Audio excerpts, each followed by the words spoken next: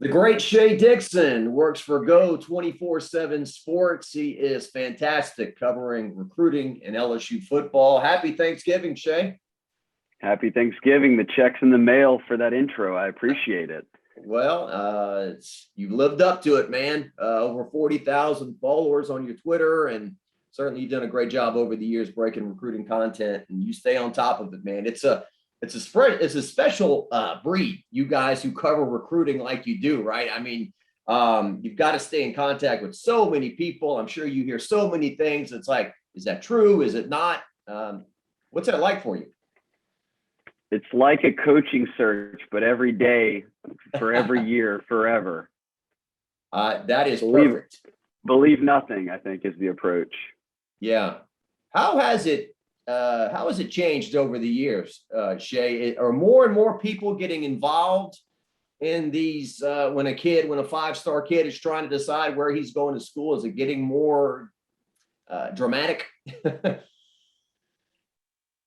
No doubt. I mean, what changed it all was social media, right? I mean, there was the time where, even before Facebook or, let alone Twitter and everything else they've got now, Instagram, the only way fans were really hearing from recruits was through the media. If they were doing interviews at their games on Friday nights, or you were having them as guests on Sportsline, or whatever it might be, or they were doing interviews with recruiting analysts and sharing where their top schools were and how they were performing. And now you get that at the click of a button. Like if you wanted to go follow LSU's five-star recruit on Twitter, he would be telling you all the schools that are offering him and where he's going on visits, and he's on Instagram sharing all the photos, hanging out with Coach O and all that. So it's evolved in that way to where I think if you're covering it, it's become more about like weeding through all that. Like now people are like, I'm oversaturated. I don't want to have to get on Twitter and search through a million things to find out what's going on with the kid. Shea, just tell me what's happening, give me the rundown. And that's sort of a bit of how it's evolved. And certainly the players have gotten more of a voice. We're seeing that at the college level with NIL deals. So it's an ever-changing landscape. It's been a wild probably 5-6 years where it just seems like recruiting's completely changed.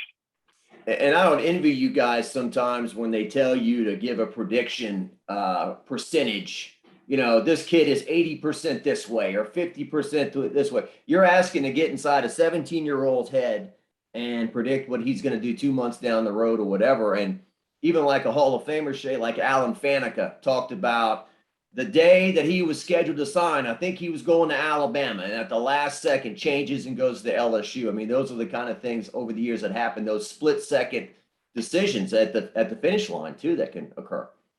Yeah, I always say they pay these college coaches a lot of money to go in there and deal with this and figure it out and get into the mind of a 17-year-old. They're not paying me that kind of money. So I tell people all the time, don't hold it against me. Look, these coaches don't even know, where these kids are going until the final hour sometimes.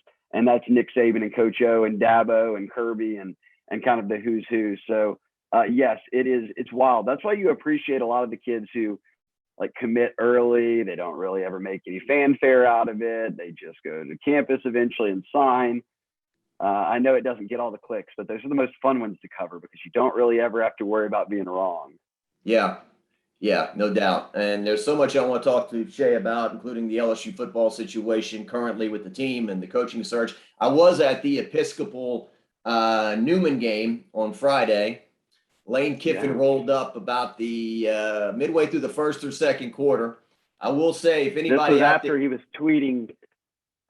tweeting photos of BTR Airport and trolling everybody and doing whatever he had to do, right?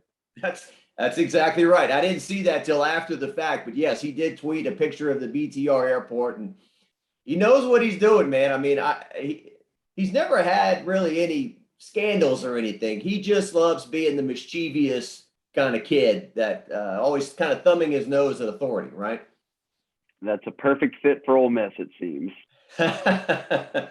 So he shows up at Episcopal, and if anyone is doubting, Lane Kiffin is like a rock star. I mean, the kids along the fence, Lane Kiffin, they're all shouting his name. And one kid says, I'm going to be a wide receiver for you and win the Heisman one day. And everybody wants to take pictures, but he was there to see Arch Manning, excuse me.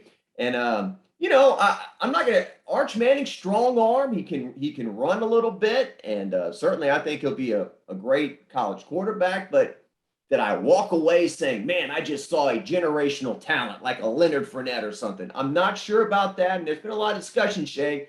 Does he measure up with a Walker Howard? Is he just as good, or is Walker just as good as him? What's your take on that? Well, I think one thing Walker's proven is like playing at STM, you're playing all the best teams in the state, and he's put up big numbers. I mean, him and Jack Besh were like unstoppable, and you see how good Besh is as a freshman. So I've got full faith that that Walker's going to be a pretty good quarterback. I mean, he's a 5-star and 24/7 Sports composite, so I think he's pretty widely viewed by the industry as being, one of the top 5 quarterbacks in the country. And if you're getting one of those type of guys, you're in good shape. And now I think with Arch, I think sure a lot of it is the fact that he's a Manning, right? And then you're going to pay attention to him a little bit more closely, especially when he's a freshman and a sophomore. But as he's developed, I'm curious to see how good he looks. Like, how good does he look a year from now? Do you leave saying, man, that kid is unbelievable? Like, that's one of the best players in the country? Because you're right. When you would watch the Fournettes of the world back then, and you would say, they said this kid's the best player in high school. Like, I could totally believe it. He's on another level from everybody else that's out here. I'm interested to see that development from Arch, because no doubt he's got a huge arm. He understands the game. He's got the mental approach down. He's raised in a quarterback household, or family, I should say. So I think his upside's there. He's certainly going to go to one of the best schools in the country and be a multi-year starter and all of that.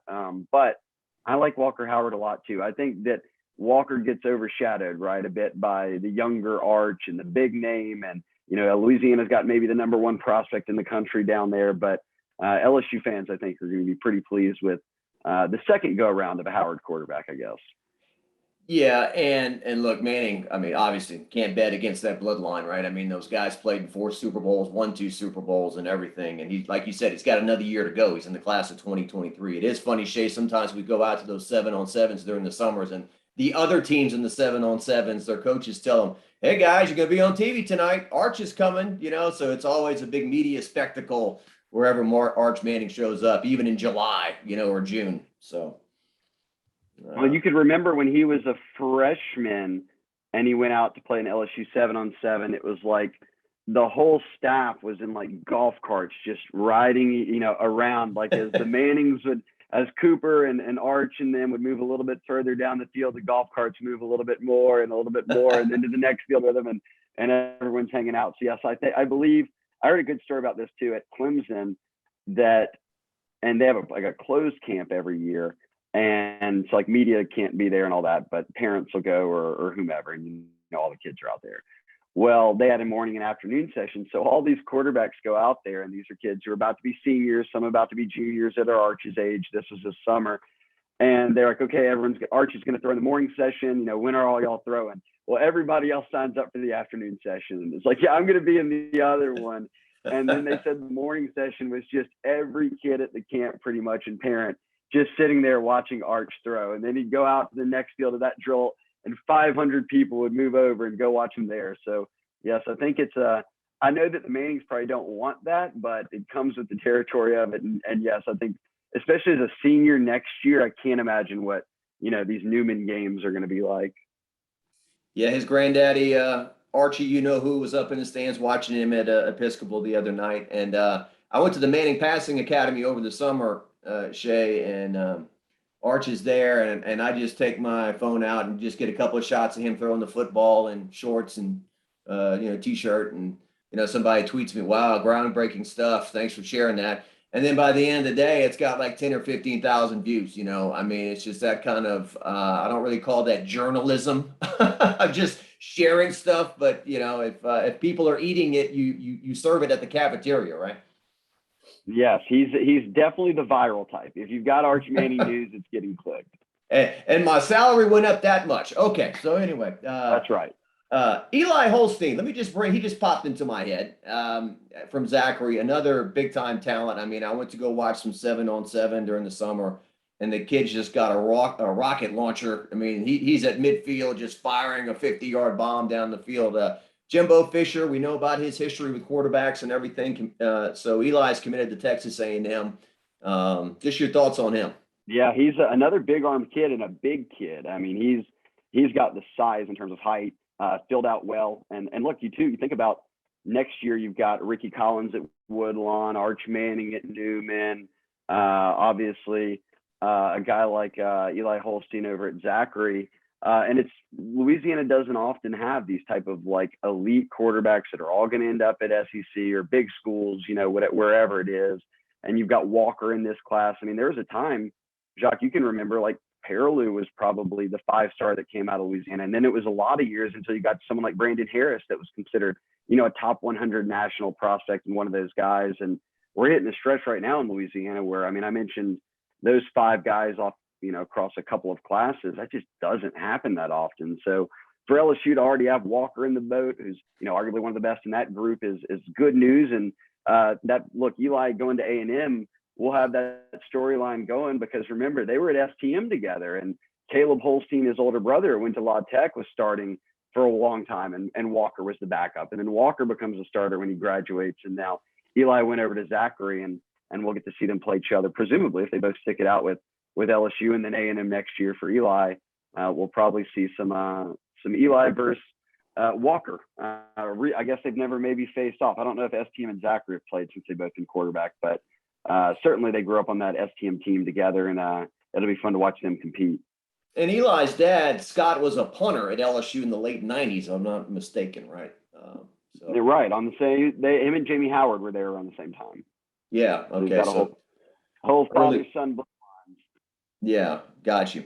And just real quick, I just want to say, Jamie Howard, one of my favorite people in the world, everything that he's been through in his life. Just Jamie Howard, just what he's been through with his wife passing away due to breast cancer and everything. Look, one silly football game at Auburn in 1994, that's child's play for him. But, he did go through the interception game at LSU, and he did go through kind of the worst in terms of being a student athlete at LSU and during those times. And he's spoken to his son about what he's quote unquote getting into. And the offensive coordinator at St. Thomas More interviewed him recently and said, you go to a school where football matters, that's what it's like. That's what you're getting into. And with the Twitter world and the social media world and everything now, somebody can sit behind a computer and take shots at a kid who had a bad game. So those are the dynamics in modern football.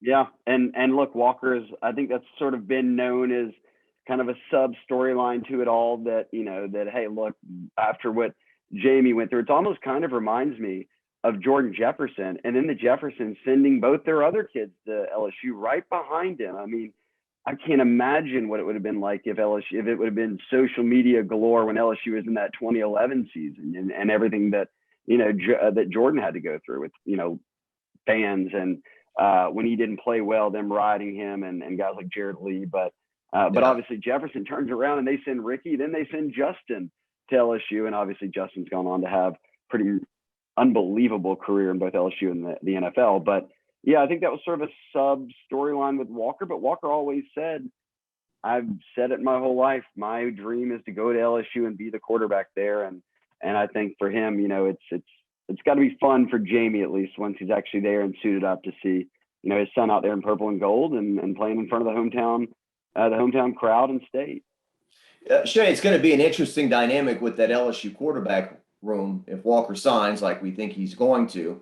And I don't want anyone to leave. I hope they all stay and all have a great time at LSU and all have success. But we've seen in the past that 3 is a crowd.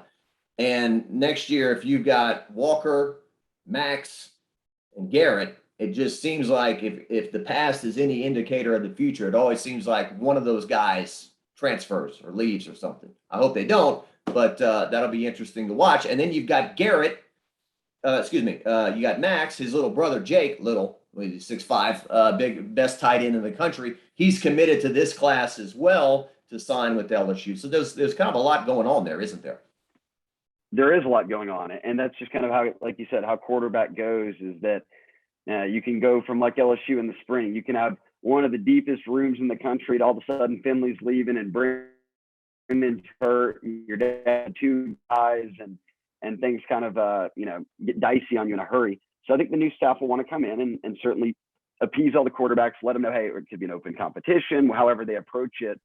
And I think another thing that'll be interesting, and you're presuming there'll be a couple of things I think are interesting. Where does Miles Brennan end up? Does Miles Brennan come back to LSU if he ends up thinking, that the head coach or the new staff is something he could see, or they see something in him that I know Miles wants to play and kind of be almost not guaranteed, but be in a spot where you can finally use this last year to get on the field. But I know that's a storyline that'll be out there. Where does Miles end up? And then does Max stay the starter? Does Jake sign with LSU? I mean, if Max is debating, hey, am I going to be the starter? And look, Max will have started 14 straight games for LSU, so certainly he's going to get a good look at it.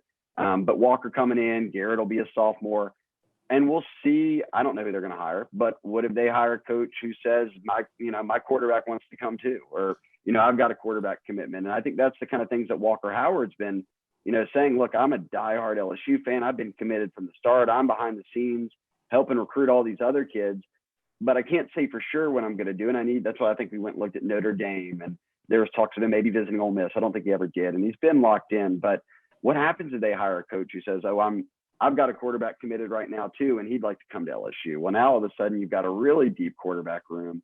But it's something to monitor. It's just, that's all the things you have to deal with now when you're thinking about free one-time transfers, the portal, early signing day. All of it sort of makes it a lot more complicated than it was 5 years ago. Yeah. Just the thing, Shea, with me, the one thing I've just been kind of fascinated with is that I have not seen Miles Brennan get hit since the Missouri game of 2020, that day when he walked off the field and had no idea at that time that this guy's not going to play again until, as you and I are sitting here, Miles Brennan has not played in a football game besides the spring game, which they can't hit the quarterbacks anyway. And he had that very strange abdominal injury.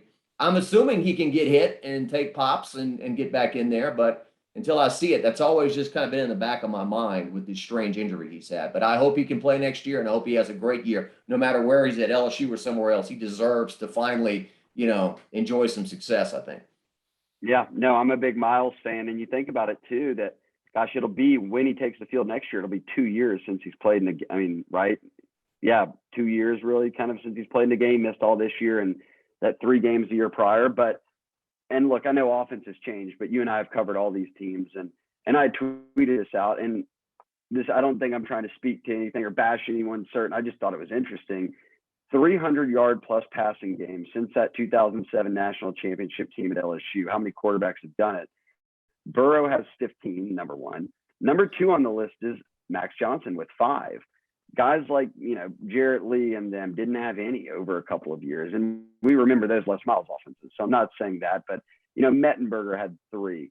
Miles Brennan had 3, and he only played in 3 games. Like, it's almost one of the biggest what ifs, that is in recent LSU history of this guy waded through it all, through Joe Burrow, through, coaching changes, head coaching changes. And the 3 games he actually played, he threw for like 1,100 yards.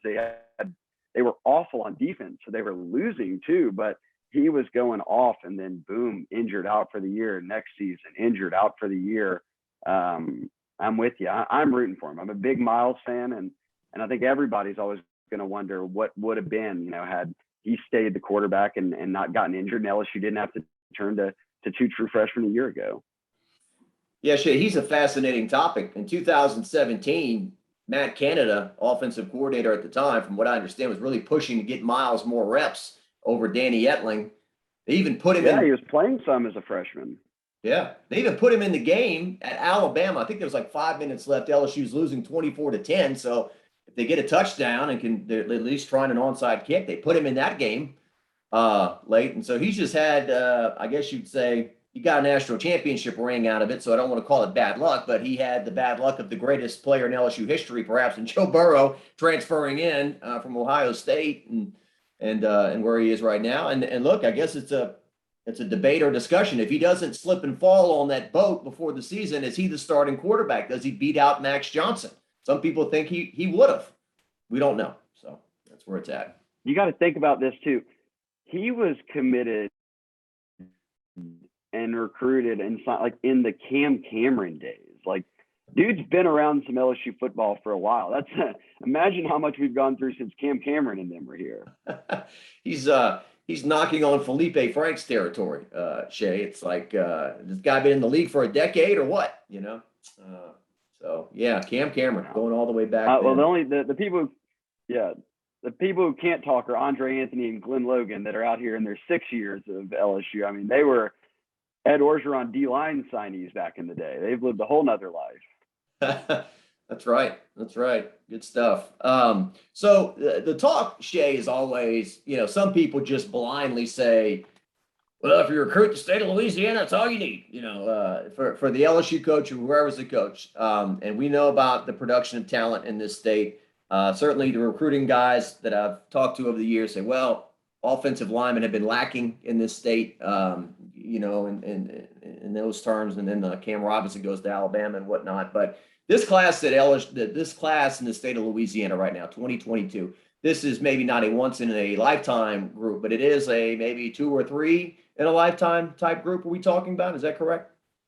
Well, I think in terms of O-line, it's one of the best that I've seen. And I kind of frame it this way. If you're viewing a class and you don't know how a complete class shakes out, like, you know, Patrick Queen was probably the 8th or 9th ranked player in the state that year. Well, he's a first round pick that goes on and explodes, you know, in the national championship season. So you kind of have to wait and see how the whole group pans out, but you don't, and I mentioned this with like Ryan Paralew, your Ryan Paralews and Lale Collins and Cam Robinsons, like these offensive tackle quarterbacks aren't coming around all the time in Louisiana. And I don't know why that's the case with offensive linemen. But with quarterback, I think often a lot of these teams just put their best player at quarterback in Louisiana. You know, you've often seen a lot of that. And because of that, you don't have that guy like, you know, Walker and Arch and who are sort of, they come in the 9th and 10th grade, they're competing to be the guy at quarterback and are no doubt college prospects. So we're in a rare spot with that, with the 2022 class. Will Campbell being, you know, pretty highly thought of offensive tackle, 5-star out of Neville, Walker being the 5-star quarterback. I'm a massive Emory Jones fan, and he's at Catholic High here in Baton Rouge. But anyone who's seen him play over the past couple of years, he plays basketball as well, but he's a big kid. He's a good athlete for his size and a great kid too, on and off the field. But I think he's someone who's going to play a lot of football at LSU. So yeah, I think that when you look at kind of the quarterback O-line combination, which just doesn't happen a ton in Louisiana, LSU being able to tap into that and have all 3 of those guys committed, because those guys could go to Bama, they could go to Georgia, they could pick wherever they want to go. And those guys have been committed and stayed committed through a coaching change that we're still going through, all with plans to sign in December. That's probably one of the one, you know, there's many things you can hang your hat on in recruiting with this class. I've got a lot of good players committed and there'll be more to come, but those guys, you know, on the offensive line and then at quarterback are kind of what make you go on offense. You'll always have receivers. You can find running backs, but those types don't come around Louisiana that often. So massive for LSU to capitalize on it. Yeah. Great summary there. Yeah, you can go all the way back, Shea, to, I guess, way before this all really started with the recruiting sites and everything. I mean, Kevin Falk was playing quarterback at Carencro, you know, talk about putting your best player in the shotgun and just like let him let him make plays, you know. I think a lot of, I mean, gosh, Devin White, all those guys were, you know, I played quarterback and I played linebacker, you know, whatever. And then you figure it out when you get to the next level, you know, just snap it to your best player. You'll be fine. No doubt. And okay, so the timeline of this coaching hire, Shea, you know, you think about LSU hiring a coach, this should be a long-term decision. This is a decision that you hope impacts your program for a decade in a positive manner. But they're also doing this tight walk of December 18th, that's signing day, the first signing day, right? A week before Christmas? Something like that. It might be the 5th. It's whatever. It's on a Wednesday. It's like December 15th, 18th, whatever that is. So we're going into this final game, and us in the media, and I guess some people have gotten some decent information on this, and I don't know if we're creating our own narratives or whatnot, but we've all kind of had this narrative of LSU plays A&M. They need to have an email going out on Sunday or Monday that we're having a press conference on Monday or Tuesday to introduce the new head coach, and the new head coach needs to hit the ground running and make sure all these recruits are going to sign with LSU and get his staff in place and all that. so we don't want to be short-sighted on just saving a recruiting class, and then in the long run you don't get a head coach that's the best option. But this is a big dynamic, right, in terms of hiring the head coach and getting him to lock up this class. It is, right, and I don't think that Scott Woodward, LSU's AD, I don't think he views like if the coach can't be announced on Sunday or Monday, then they're off the board type thing. Like I don't think they're in that position, because a week from this weekend there'll be conference championship games, and we don't know what Woodward and his inner circle are truly thinking or doing along the way. But there seems to be at least a number of coaches whose names have been floated out there, at least talked about as potential candidates who are most likely going to be playing in conference championship games. Well, you wouldn't announce it before then, right? It would be announced after that, and then they're done with their team. Their team can go to a bowl game, and it's that's just how coaching changes usually work. So, like the timeline for me, I won't be surprised if it's, like you said, Sunday, Monday, you hear about it, the coach comes in, Monday, Tuesday, you have a presser. Like that wouldn't surprise me. If he's got his guy, you could do that. But if it is one of these coaches in a conference title game or still kind of in the mix for a playoffs, I don't know what the playoff standings exactly look like right now, but I would not be surprised if we're waiting another week, and maybe it doesn't mean, it's not like Woodward is still out there trying to lock down a coach. It might mean that, hey, he's got his guy, but he's still out there coaching, and until those kind of title games are over that first week of December, you may not hear anything. So, and that's kind of the next step, right? Is we figure out if Sunday and Monday come and go and you don't hear anything, you're probably safe to presume, all right, that coach is probably still coaching right now. Yeah, we're not paying attention to those college football playoff rankings as quite as hard as we were in 2019. No, I can remember I used to refresh them. I haven't checked them lately. It was fun. I was just thinking in my mind, Shea, the last time Arkansas came to Tiger Stadium, LSU was up 56-6. And a lot of fans were upset that LSU gave up 2 touchdowns, only won 56-20, and that was going to drop them in the rankings and the college. Those were the problems then. The problems today a little bit different than they were then. So, well, I tell people all the time, I remember leaving the Superdome and all the fans said, I don't care if we never win another game. This is the best night of my life, 15-0, best team ever. And here you go. So keep the same energy. To think that they could possibly go back-to-back years and not even go to a bowl game, Shea. They got to win to go to a bowl game this weekend. And then there is talk that even if they got 5 wins, it's kind of like if Garth Brooks would be 80 years old, Shea, and in a walker, well, we'll still book him, because he's Garth Brooks. Yeah. It's like LSU's name brand, despite the fact they've fallen, would still get him in a bowl, maybe. So you say we're going to Shreveport? We're holding out hope for the Gasparillo Bowl in Tampa. I think that's before Christmas, maybe warm weather. Liberty Bowl, not very exciting. Just don't want to go to Detroit, whatever that bowl gets. The Detroit Motor City Bowl. Yeah, not good. No. Yeah, well, technically, too, did they self-impose a bowl sanction last year? After things started to get a little rocky, we're sitting this one out. So, well, I've even heard discussion from people at LSU who are debating, is it a positive or a negative to go to a bowl game this year? And obviously you think, well, you get the 15 extra practices and right, a chance to play again and be on national TV and finish the year with a win. But then there's also, well, will the players be engaged? Will they be excited? How many people at the transfer portal? Who coaches the game? All those things. So yeah, no, kind of an odd time. It's not like just normally you miss a bowl and then see what happens. It's with the coaching change and being on the verge of the bowl. And then I heard yesterday in the press conference, I guess I knew this, but they're like, well, you can technically make a bowl with 5 wins. I was like, what are we doing here? What is this? Yeah, I think there's so many bowls. I mean, there's like almost 40 bowl games. There's 130 teams in the FBS or something like that. So 80 of the 130 roughly make a postseason game. So there you are. So sometimes they got to fill the spots. How old were you, Shea, in 1999? 13. Oh, you were 13. Okay. I would have guessed younger. Yeah, 13. I was born in 86. Okay, got you. So that's the last time LSU had a losing. Is that 13? Yeah, that's 13 years old? Yeah, 99. Yeah, so that's the last time LSU had a losing season, 1999. That's right, DiNardo's last year. My first year of college at LSU was '04, so Saban's last year, and then obviously into the last years. Gotcha. I was in Alexandria. It was my first job, like my first real job, at a station called KLEX. I used to drive down for the Jerry DiNardo press conferences on Monday during that year, and a cop pulled me over one day for a speeding ticket. He asked me where I was going, and then he said, "So you think De Niro's going to get fired?" I said, "That's DiNardo, not the actor." But so anyway, the head coaching search, Shea. Okay, I'm not sure who knows anything. Right. And so we're in a conversational format. This is entertainment, folks. This is not us breaking into the Young and the Restless with a breaking news bulletin of who's going to be the next head coach. But I have heard on people that have given me decent information, I have heard that there is a feeling amongst some people that Lincoln Riley is coming.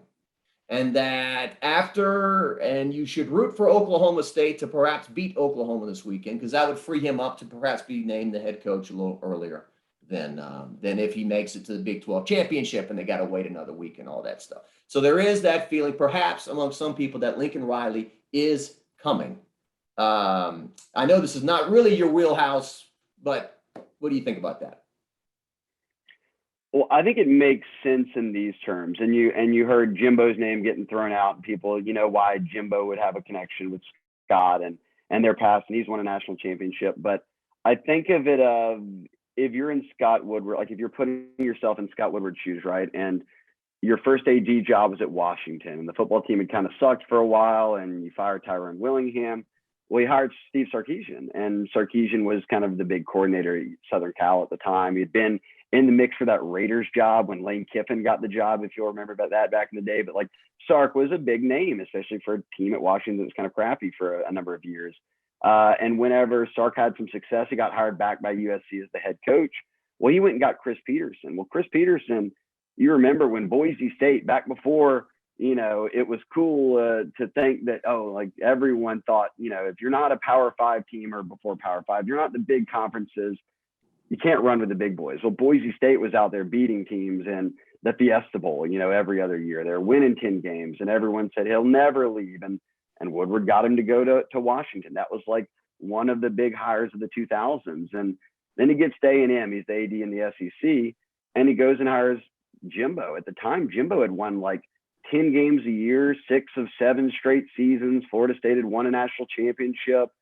And that was he reset the market with the hire. At the time, it was like 10 years, $75 million, $7.5 million. Everyone was like, "Oh my God, they're paying a head coach that." Now everyone's making $9 million, and now he's at LSU. And this, he's from here. He went to Catholic. He went to LSU. He started out in the early 2000s back with Nick and them working in the athletic department at LSU. And he's had this long road where each time he makes a bigger hire, a bigger hire, a bigger hire. And you have to think if this is his legacy, right? This is the one that's going to define his career, and it's for his alma mater, and it's in his hometown. I'd have to believe that names like Lincoln or Jimbo or whomever are the names he's going after, because if you're going to do that, like it's women's basketball. We love women's basketball. Big fan. I was in school whenever they were in the Final Four, but LSU had hit a real lull. Like he didn't have to go out and hire Kim Mulkey, but he went and hired a Hall of Fame coach who had won a bunch of national championships for women and paid her a lot of money for women's basketball. Like, what's he going to do for football? So that's why I sort of believe that, I believe that he's probably going hard after Lincoln or Jimbo, or, I don't think it's any surprise, or like, I don't think it's a coincidence that, we heard Mel Tucker's name, right? That Woodward's a big fan of Mel Tucker. Well, in year 2, mind you, last year at Michigan State, he won like 2 games. In the middle of year 2, they're handing him a Jimbo contract, a 10-year, $95 million contract to stay. So clearly that's the kind of money LSU's probably out there throwing around behind the scenes, obviously more if you're talking about a Kiffin or a Jimbo or someone like that. But I don't know who the coach will be, but I'd certainly look at what Woodward, that track record I just talked about, hiring Mulkey, Jay Johnson, you'd have to think he's going to try to go out there and swing for the fences. Yeah. Well put. And big game hunter, like you said. And I follow women's basketball closer than most. And certainly the Kim Mulkey thing was, I got so many people. That is ridiculous. She is not coming here. Forget that. She's not going to leave Baylor and come to LSU. And sure enough, she did. So So I agree to an extent. There's some people that say, well, he won't hire a Billy Napier. LSU's too good to hire the coach from the Raging Cajuns. Dave Aranda, does he have enough hay in the barn? Like we kind of talked about, he's only in his second year as being a head coach. He's doing great things at Baylor, but does he have enough skins on the wall to justify being the LSU head coach? I don't know. So we'll have to wait and see how these things all play out. But yeah, to your point, went to Catholic High, went to LSU. Shea, if you're an athletic director, you don't get to hire two head coaches if the first one fails, right? I mean, this is your one chance to hire a football coach, unless you're Joe Dean, who got to hire Curly Holman and Jerry DiNardo. But yeah, you get one shot. Yeah, no doubt. That's why I sort of think that he's probably had his guy or guys, right? Maybe a handful, few that he's targeted, and he's probably been pretty set to come away with one of them, thinking that, hey, this is the way that I can make a splash and get someone that people view as unattainable or hard to reel in, or wow, that's a headline stealer. LSU really hired him. They'll no doubt have success. I sort of think that's the path he's going down. All right, Shea, I've kept you way too long. I apologize for that. I'm having fun. All right. Well, I'm knocking on a while here, but I appreciate it. So, and just wrapping up here. So, Shea, you can't casually, I mean, I think every day I learn a new lesson. You can't casually talk about things sometimes on Twitter. Like the other day, all right. So someone mentions a list and somebody put Mark Stoops on there. All right. So somebody I know in the media a while back, even when this job opened, who we were kind of spitfire, and he goes, you know what? I think Mark Stoops is going to be the guy. He's solid coach. What he's done at Kentucky, what has taken him 9 years at Kentucky, he could do in 1 year at LSU, the recruiting class. No BS, no off the field stuff, whatever. And I was like, oh, that's interesting. So his name comes up in one of these searches, and I just kind of casually say, yeah, a friend of mine who I respect said weeks ago that Mark Stoops could be the guy or might be the guy or whatever. And I said, we'll see if his name works in the list. I'm going to bed, and somebody texts me that, like, there's some 10-page thread on one of these message boards that, Jacques says that Mark Stoops or whatever is, be the next coach or whatever. And I'm just like, no. And so this is why I prefer these formats where you get kind of a broader sense and tone of what we're talking about. So anyway, I won't be casually, I like to engage people on social media in a friendly manner, but I can't in that fashion. I like but we're having to do it on Zoom. Maybe you can get it to the video people there. Y'all can edit it. I need to come in next time. And like I said, I like the whole between two ferns thing you've got going on, the sit down interview. It felt cozy in there. I see how you get people to open up. It looks comfortable. That's right. Yeah. Well, this Zoom thing, Shea, it's been productive. I don't think people even knew to an extent you could do this. Like me in television, it was either phoner or in person. I never thought about shooting things like this. And they're good. They don't look as good as saying shooting something in high definition in person, I don't think. And it's more personable. And I don't like covering a team through a computer like Jabril Cox. We interviewed him how many times? Did you ever meet him? You ever shake his hand? Liam Shanahan, we've been talking to him for 2 years. We saw him in person for the first time the other day, right? That's what that was what was just running through my mind, is that when we finally got in-person interviews the other day, guys like Liam were coming out. We felt like, gosh, we've looked at your face on Zoom he comes every week. So every week for 2 straight years. Now we sit down and it's like, oh, I've actually never seen you in person before. I'm sorry. Brad Johnson told me that before the year, like about Max. He's like, he's never spoken to you guys. You've never met him, in person. I'd seen him at some camps and stuff casually, but never like sat down and talked to him. So, and that's what kind of makes that 2019 special, right? I mean, you were covering that team, Shea, and just, you get a chance to kind of know these people to an extent and see them in person and everything. And so we're kind of moving past the Zoom, thankfully. But anyway, that's where it's at. Well, all right, man. I appreciate you joining me today, and tell everyone where to find your stuff as we're hitting the stretch run, heading towards that first signing day. Yeah, on Go 24/7 and 247sports.com. Look, we're about to be busy. I don't know if it'll be this weekend. I don't know if it'll be after next weekend. But as you said earlier, Jacques, as soon as the coach gets hired, it'll be who are your assistants? When are y'all going on the road? What's the class look like? Are all the commitments solid? Who can you flip? So it's been about a month and a half, really a season's worth of kind of a lull on the recruiting front. They haven't actually gotten a new commitment since the summer, since July, but only one decommitment this whole stretch. So it's sort of just been status quo. And I think that will all change here in a couple of weeks. And obviously moving into the month of December and that early signing period. And I've never met the Coldest Crawford, but the Coldest has been legendary for just his name alone for as soon as he popped up. What's his name? He came around at the right time for NIL deals. He will market that, no doubt. Some ice company, or I guess you can't endorse daiquiris or whatever. But there's one more thing. I lied to you, Shea. I wanted to talk to you real quick. So I'm looking at the Go 24/7, like the all-time signees, like in terms of their potential 5-star, the greatest. So Leonard Fournette is number one.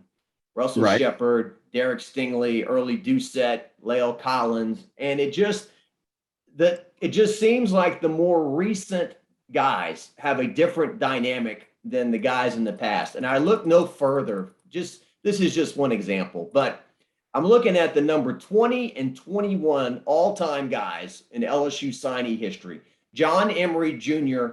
and Elias Ricks. And then I go down to 22 and 23, and I see Michael Clayton and Jarvis Landry. And 22 and 23, LSU got a lot more out of 22 and 23 than 20 and 21. Now, granted, John Emery had an academic issue, and that's real unfortunate. And I don't know how that happened, to be honest with you. I can't remember the last guy that was academically ineligible.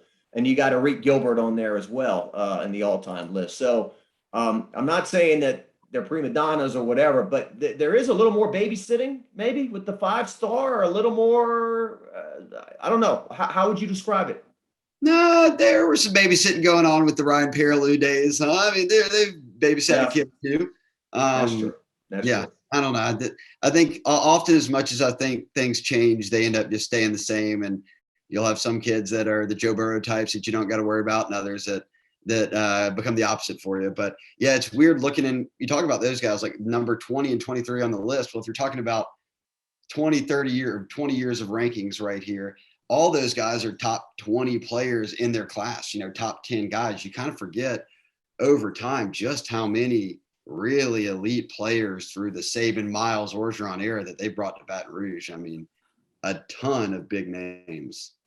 Yeah, I'm just real quick, just kind of looking through it. Al Woods, God bless him. Guy's still playing in the NFL. He pops up on TV and people are like, what? He's still in the league? And didn't have the most fantastic career at LSU, but obviously he's done very well. I think he might have been one of the last guys the Saints drafted. And I don't think he even made the team with them. Let's see. Arik Gilbert is the 8th all-time. Perilou, number 9. That's ironic. 8 and 9 are Gilbert and Perilou. And Ryan's steadied his life and looks back and says, I should have been more mature and handled my things a little bit better. Rest in peace, Marquise Hill, 13th all-time. Him and Marcus Spears were probably right around the same ranking coming out. They're probably top 15 signees of all time. 12 and 13, according to this.